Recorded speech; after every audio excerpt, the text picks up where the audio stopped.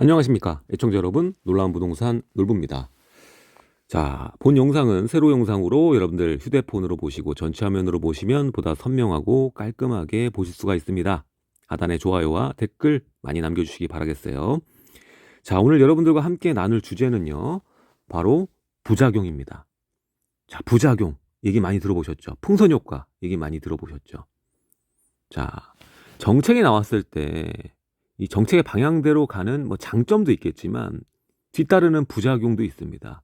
부작용이 큰지 장점이 큰지 이게 굉장히 중요한 것인데, 지난 정권 동안 문제가 됐던 거는 정책이 원했던 그 목표 지향점보다 오히려 부작용이 컸기 때문에 풍선 효과가 크게 발현됐고 결국 목표를 이루지 못했기 때문에 큰 문제가 됐던 겁니다. 근데 여기서 끝나는 게 아니라 이런 잘못된 부작용이 컸던 정책들을 다시 정상화시킬 때, 이때도 부작용이 만들어질 수 있다는 겁니다. 그리고 우린 이 부작용에 대해서 인지를 하고 있고 이 부작용에 희생당하지 않도록 준비를 해야 됩니다. 반드시 이 부작용엔 또 희생자들이 나오게 되거든요. 자, 이미 제가 이번 주에도 그렇고 저번 주에 강의 때도 말씀을 드렸지만 이 부작용은 세 가지가 나올 겁니다. 이 세 가지에는 각기 다른 희생자들이 나올 것이고 그 주인공은 여러분이 될 수 있습니다. 그리고 정책을 잘만 활용하면 여러분들이 수혜자가 될 수도 있는 겁니다.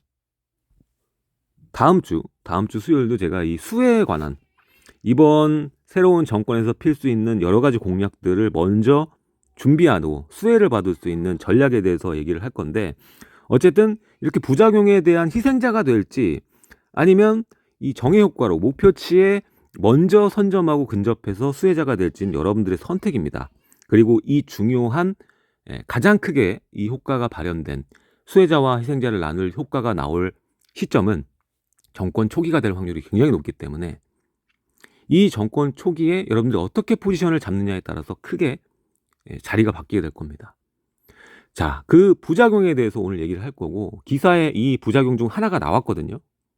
자, 이 문제점에 대해서 얘기를 드리고 우리가 이걸 피하려면 어떻게 준비를 해야 되는지 얘기를 해보겠습니다. 자, 이번 공약들 보면은 이번 정권 초기부터 가장 먼저 하고 시장의 효과를 가장 많이 줄 공약 중 하나로 뽑는 게 바로 기사에 나오는 다주택 양도세 완화잖아요. 근데 여기에서 나올 수 있는 부작용이 세 가지가 있다고 제가 말을 했죠.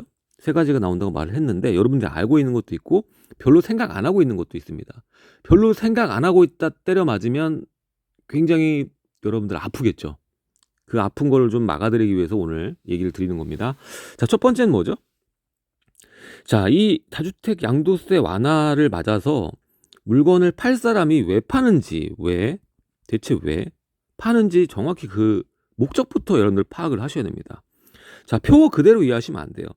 양도세가 많이 나오다가 양도세가 이제 중과가 없이 조금 나오니까 이익을 실현하기 위해서 파는 거다라고 생각하시면 정말 잘못 생각하고 있는 거예요. 이건 잘못 생각하고 있는 거다. 그럼 뭘까요?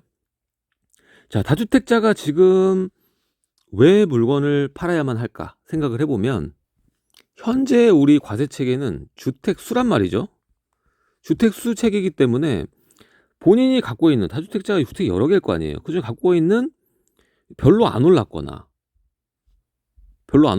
아파트가 아니거나, 그리고 앞으로도 별로 나에게 도움이 되지 않겠다 생각하는 그런 단지들, 이런 단지들을 팔겠죠. 그래서 주택수를 줄여서 보유세를 낮추기 위해서 이 다주택자 완화 때 물건을 파는 겁니다. 그래서 양도세를 아끼려고 하는 게 아니라 보유세를 아끼려고 지금 양도를 한다라는 것을 이해를 정확히 하셔야 돼요. 그래서 여기에서 벌어지는 현상들, 그게 중요한 거거든요. 자, 말씀드렸습니다. 자, 이렇게 되니까 아까 말했던 저가, 외곽, 소형, 구축, 지금 말씀 잘 들으셔야 돼요. 소형, 구축, 외곽, 그리고 아파트 아닌 거, 이런 것도 중심으로 나가니까 어떻게 됩니까? 결국 중가, 저가 주택들이 이번 다주택 양도세 완화 추진의 매도 물량으로 나올 다량의 물건이다라는 거예요. 그렇다면 반대로, 자, 이것을 팔게 되면 분명히 이제 1주택자도 그렇고 2주택자도 그렇고 움직이려는 수요는 항상 있습니다. 그래서 이들이 공통적으로 보고 있는 그 매수 원하는 주택들이 뭡니까? 고급 주택이잖아요. 고가 단지, 중가 단지. 그렇죠? 서울 중심. 그래서 주택 수는 줄이되 좀 자산 규모는 늘리는 상위 주택을 사는 거죠. 예, 그런 포지션을 잡을 확률이 굉장히 높기 때문에 양극화는 더 심해질 거다. 예, 그래서 첫 번째 부작용은 양극화, 심화. 자, 두 번째는 뭘까요? 두 번째는 바로 오늘 얘기 나오는 이 뉴스에 나오는 겁니다. 다주택 양도세 완화 추진에 서울 전월세 매물 뚝. 맞습니다. 이게 왜 중요하냐면, 자, 결국에 이 사람들이 팔더라도 싸게 팔고 싶겠습니까? 제가 받고 싶잖아요. 그쵸? 그래서 제가 받기 위해서는 어떻게 되죠? 임대가 껴져 있는 상태로 매도하는 것보다 임대를 풀고 입주 가능하게 물건을 내놓은 것이 훨씬 더 제값을 받으면서 팔 수 있겠죠. 그리고 임박한 사람들도 있을 거 아닙니까? 지금 임대가 끝나는 시점 임박한 사람들. 그럼 이걸 다시 임대를 놓겠어요? 매매할 건데? 아니지 않습니까? 그럼 당장 시장에 나올 수 있는 게 뭐다? 전월세 물량이 줄어들죠. 지금 보면은 이렇게 줄어들고 있는 거예요. 자, 이번에 발표 나고 서울에 4,400건이 줄었대. 4,400건이. 송파, 강동 이런 데 일주일 새 10% 이상 급감했대요. 자, 다시 임대를 안 놓고 매도를 선택하는 사람들은 걷어들인다는 거예요. 걷었다기보다는 뭐 이제 더 이상 연장을 안 하는 거죠. 그런데 중요한 건 그렇다고 해서 이게 매도가 금방 될 거냐? 그건 아닐 거예요. 초반에는 분명히 매수인은 관망세가 나올 겁니다. 그래서 전월세 물량은 지속적인 감소세를 보이고 매도 물량은 약간 늘어나는 이러한 양상으로 가게 될 겁니다. 그러면 이번에서 걸쳐지는 문제가 뭐예요? 결국 지금 8월부터 우리가 예고를 하고 있죠. 시즌2다. 시즌2다 얘기를 하고 있어요. 임대차 3법. 이거 국회 통과해야 되는 부분이고 지금 당장 해결 안 되죠. 자, 8월부터 이제 갱신 청구권을 쓴 계약건들이 방출이 됩니다. 물건들이. 그쵸? 그리고 이때 나오는 수요자들도 시장에 다시 참여를 해야 돼요. 근데 전월세 물량은 줄어들어요. 그럼 어떤 일이 벌어지느냐? 가뜩이나 지금 이때 낮았던 이중 가격에서 낮은 가격을 가졌던 애들이 시세대로 올라올 텐데, 그쵸? 근데 여기에 물량까지 또 감소하는 게 겹치는 거죠. 그러면서 전월세 값은 폭등하는 국면을 또 맞을 수가 있는 거예요. 물론 작년, 그러니까 2년 전에 임대입법 시작해서 나서 그 폭등세처럼 나오지는 않겠다라고 생각은 들지만 그에 못지 않을 거라고 생각되는 건 뭐냐면 이렇게 다주택자 양도세 완화 추진의 부작용으로 인해서 전월세 가격은 더 오를 수 있다라는 겁니다. 자, 여기서 희생이 나올 수가 있는 거예요.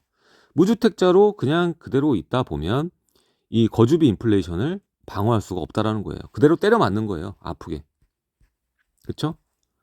근데 이때 오히려 지금 매물은 살짝 늘어나고 있죠? 자, 아까 말했던 중저가 단지라고 해도 조금 눈을 낮추고 내 거주비 인플레이션의 그 상승 그걸 고정시키기 위해서 더 이상 올라가지 않게 고정시키면서 내 편으로 만들기 위해서 전략을 쓰자면 여기에 착안을 하시고 움직여야 되는 거예요. 매매가 좀 늘고 있고 중저가 단지 지금 위주로 물건이 늘고 있는 거. 자, 이게 중요한 게 뭐냐? 지금 여러분들 기회 잡으면 싸게 살 수도 있는 거예요, 무주택자가. 왜냐하면 이게 세 번째 부작용인데 지금 일시적 2주택자 이분들이 지금 비과세 일시적 2주택이고 잠재적 2주택자, 그러니까 잠재적 2주택이라는 것은 이제 갈아타기 하시는 분들, 이런 분들 같은 경우에 작년 하반기부터 올해 상반기, 특히 올해 상반기 보면은 중저가 단지들 중에서 가격이 상당히 내려온, 호가가 상당히 내려온 단지들도 꽤 보여요, 눈에. 자, 이런 상황에서 다주택자 매물이랑 경쟁해야 되는 거예요. 일부 지역 같은 경우에는. 앞으로. 그럼 일시적 2주택자는 사실 비과세를 못 보거나 그냥 2주택자로 가야 되거나 못 팔아가지고, 아니면 상당히 많이 가격을 꺾어서 그러니까 이득이 줄어드는 그러한 희생을 겪게 될 수밖에 없어요. 이것도 다주택자 양도세 완화의 부작용이라고 볼 수 있습니다. 이 사람들이 이제 희생자인 거죠. 비과세 보려는 분들, 일시적 2주택 특히 기간이 있잖아요. 1년. 근데 그 기간 동안 내가 생각한 거 이상의 정말 큰 금액을 내려서 팔아야 된다라면 그냥 나 2주택으로 가야겠다 이렇게 판단하실 거예요. 그렇죠? 이미 그렇게 판단하신 분들이 많고요. 팔기 애매한 주택을 2개 갖고 있으신 분들, 그렇죠? 근데 반면에 이렇게 일시적 2주택자는 희생당하지만 무주택자는 이 기회를 잘 살리면 경쟁하잖아요. 매물이 지금 1주택자, 일시적 2주택자, 다주택자 매물이 경쟁하는 지역들이 있어요. 이 지역이 어딘가를 계속 노려봐야죠. 생각해봐야죠. 제가 이번 주에 이거에 대해서 얘기를 했어요. 강의를 했고, 뻔한 지역들 말고 좀 괜찮은 단지가 어디서 나올지 거기에 대한 얘기를 했다고요. 그래서 뭐 제가 일요일날 바로 내일이죠. 내일 오후 1시에 영상이 나올 거예요. 그중에 이제 한 지역구만 영상이 나올 텐데 20분으로 압축해서 나올 겁니다. 그 강의 꼭 봐주시고요. 또 강의 마음에 드시면 또 멤버십 가입해서 풀버전도 좀 봐주시고 해주셨으면 좋겠습니다. 또 멤버십에 제가 요즘에 소액 매물 1억, 2억 투자할 수 있는 것도 올리고 있으니까 그것도 좀 많이 사랑해 주시고요. 아무튼 제가 그 얘기를 하는 게 뭐냐면 요거를 좀 보시면은 이해하실 거예요. 자, 무조건 중저가, 저가, 별로인 데만 매물이 늘어나진 않는다. 자, 인구가 많이 사는 지역, 그리고 2018년을 기점으로 투자가 좀 많이 일어난 지역들, 이런 지역들을 중심으로 또 매물이 생각보다 나오면서 기회가 생길 수 있거든요. 지금 여기도 나오고 있어요. 그 지역이. 자, 송파 보세요. 자, 인구 많고 2018년 투자가 많이 이루어진 지역입니다. 자, 보면 여기도 매물량이 전월세 물량은 줄어들었어요. 이건 뭐냐면은 매도를 생각하는 수요가 좀 늘고 있다라는 거예요. 전월세 물량이 줄었다는 거 자체가. 자, 그리고 매물이 늘었잖아요. 자, 우리가 알고 있는 그 저가 단지 몰려있는 노도강 금강구잖아요. 지금 도봉은 딱 그 패턴을 보여주고 있는데 갑자기 송파도 좀 비슷한 그 매물 증감이 퍼센테이지가 똑같다. 자, 그럼 여기서 내가 자본이 있다라면 저가 단지만 볼 게 아니라 좀 괜찮은 물건이 어디에 또 나올 수 있지 않을까라는 생각으로 접근을 해야 돼요. 그 지역을 골라야 되는데 지금 제가 봤을 땐 크게 세 지역이에요. 이미 영상에도 뭐 언급을 했던 지역이 있는데 뭐 지금 여기 송파도 나왔지만 저는 어차피 여러분들 자본에 맞춰서 저는 딱 4억 이대로 잡고 좀 살펴볼 수 있는 자리, 그렇게 보자면 성북구, 동대문구 이 지역을 좀 중심으로 보면 좋을 것 같다라는 생각이 듭니다. 이 지역이 2018년 갭 투자가 정말 많이 일어났던 지역이고요. 임대 사업자가 또 많이 일어났던 자리예요. 임대 사업자가 많았던 그때는 투자도 많았다는 뜻입니다. 그래서 자, 2주택자가 물건을 내놓아야지. 이 다주택자 양도세 완화에서 가장 큰 수혜를 받는 사람은 2주택자예요.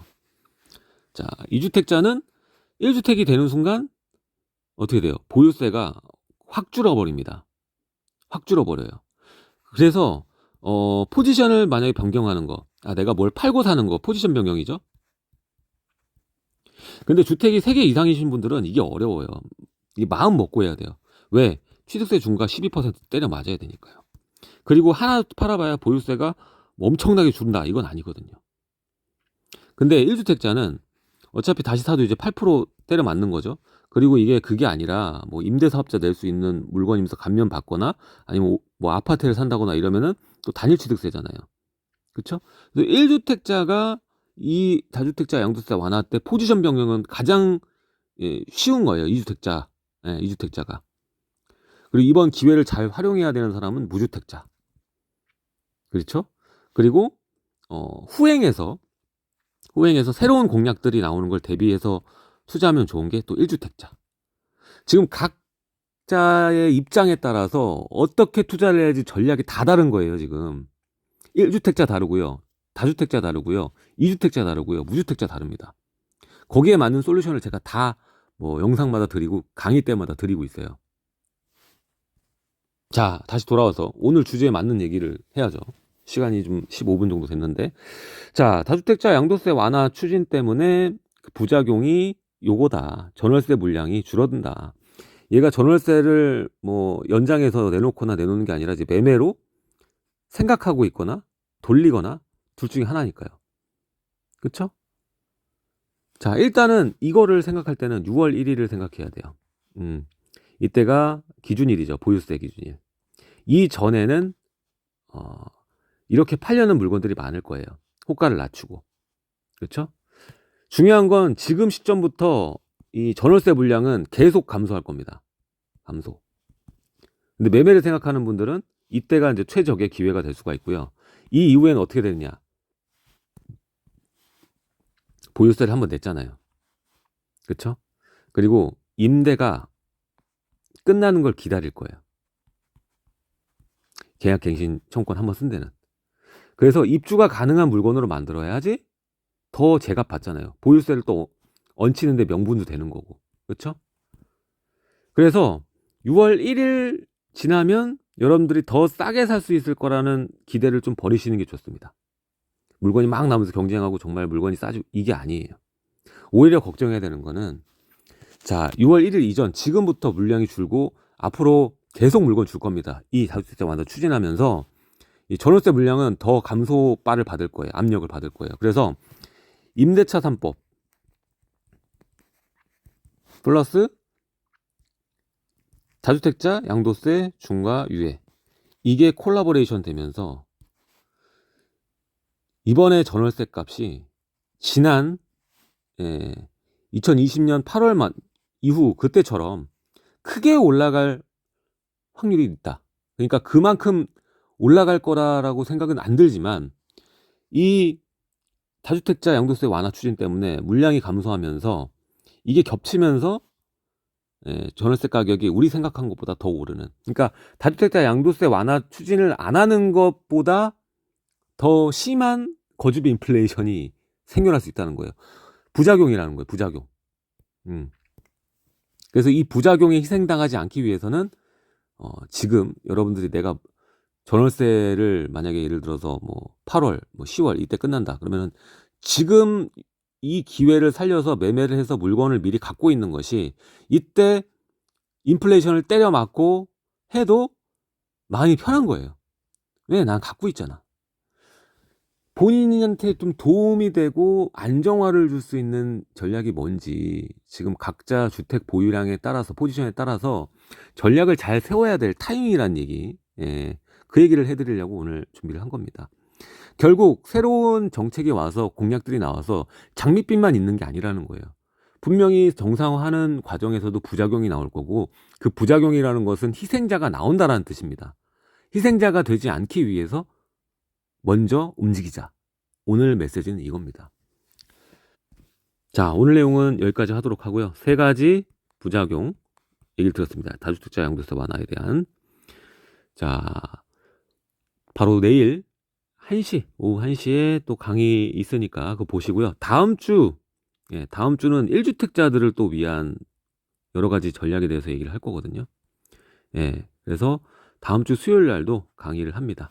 그리고 우리가 매주 수요일 날 오후에 강의를 하고 있는데 신청하시려면 하단에 이제 카페 있어요. 카페 주소, 카톡방 이 주소 있거든요. 그거 클릭하시고 들어오셔서 신청하시면 됩니다. 신청하시고 또 현장에서도 저 뵙고 같이 강의도 듣고 인사도 하고 하면 좋으니까 많이 참여 부탁드리겠습니다. 자, 좋아요 한 번씩만 다시 한번 눌러주시고요. 저는 내일 강의 영상, 오후 1시 강의 영상으로 찾아뵙도록 하겠습니다. 지금까지 놀라운 부동산 놀부였고요. 멤버십 가입도 많이 해주시기 바라겠습니다. 감사합니다.